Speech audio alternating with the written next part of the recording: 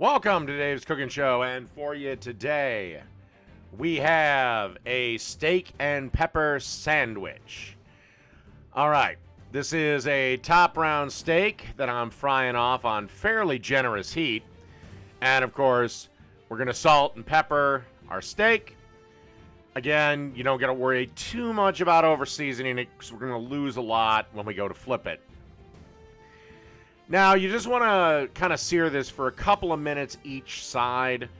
Again, we're not really looking to finish it off because, again, the steak's going to be added back into the heat a little bit later. So just a couple of minutes aside, about 2 minutes aside. You're looking for something medium rare to no more than medium if you like your steak closer to well done. And why the hell would you like that? Seriously, people that eat well-done steak, I don't get it.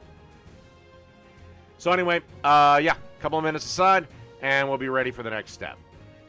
Obviously, take the steak out, put it on a plate, cover it with tin foil, and let it rest. And we're going to need this pan for what we're actually going to do, so don't throw anything in this pan away. Okay, and in the pan, you want to kind of turn the heat down so the butter doesn't burn. And you're going to want to add roughly about a tablespoon to 2 tablespoons of butter and kind of use that to deglaze the pan a little bit. Okay, once the butter is melted, you want to add a red pepper that you diced up, a green pepper that you diced up, and a head of green onions that you chopped up. And then just give these a couple of minutes to kind of get up to temp, start to cook a little bit. Again, this will not take long. By the way, you should be having the oven preheating at this point to about 400 degrees. I'll show you why in a minute. Once the peppers have softened, add the steak back in and kill the heat. Trust me, because they're cut so small, this is not going to take too much time. And then you just want to stir the steak and peppers around, make sure everything is happy, and incorporated. All right, let's move on to the sandwich. Okay, as you can see here, I'm slicing some Tellroll rolls in half. You can use whatever you want. If these aren't available, obviously, Italian sub buns work, hoagie rolls work. If you want to make a bigger sandwich, grab some French bread. A baguette would be just fine. And some people would maybe hollow the bottom portion out where I'm going to put the meat. If you want to do that, you can certainly do that. I generally don't. Generally, cheese is more than sufficient to keep the meat from moving around.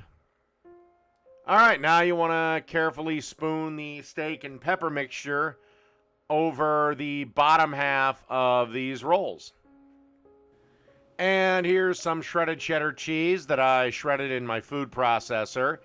I would recommend using freshly shredded cheese from like a block of cheddar because the prepackaged, pre-shredded stuff has something on it that doesn't melt quite as nice. Again, use a hand grater if you have to. And then you just want to pop these in the oven for about 5 or so minutes, and we'll be ready to finish the sandwich off. Again, preheated oven, 400 degrees. And then just keep an eye on them, and again, 5 to 10 minutes. Okay, and these are out of the oven, and they're ready to go, and I just decided to keep this fairly simple. I'm adding some mayo right now to the top bun, but you can decorate this with whatever you like. I just decided to go pretty simple. This is just something I like. I like some mustard with my mayonnaise. I think it makes a pretty good sandwich thing. And that's really it. So, that's a steak and pepper sandwich. Done.